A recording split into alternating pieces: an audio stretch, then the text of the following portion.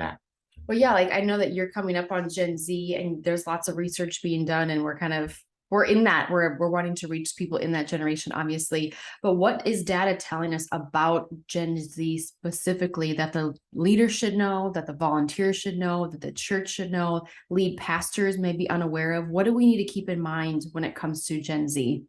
That's it. Yeah. So I'm actually digging into a lot of this stuff even right now, just because that is the question. And so what a couple of observations that I have, and most people wouldn't talk about it from this perspective, but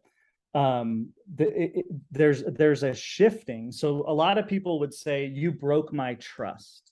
Okay.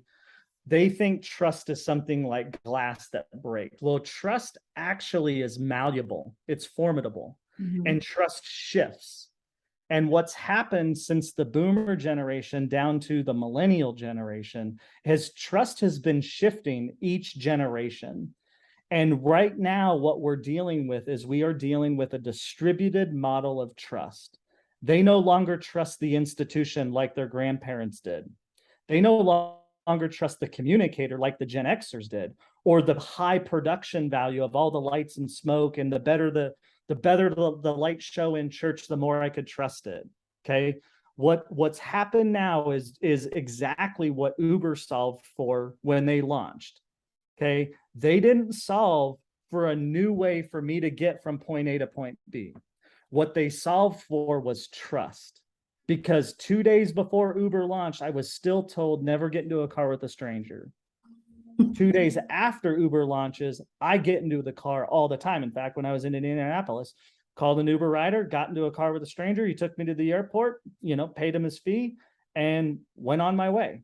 So they solved for trust. Well, the next Gen Z right now is even further from that institutionalized trust.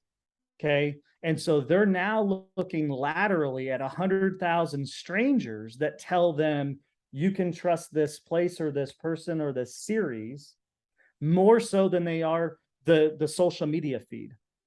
And what they're looking for is they're looking for curation over creation. And what I mean by that is they're looking for almost this type of an experience. You guys are curating me into your podcast. You're not creating it. Okay, you're curating me into the equation. Why? Because your listeners are borrowing trust from me and pointing it to you.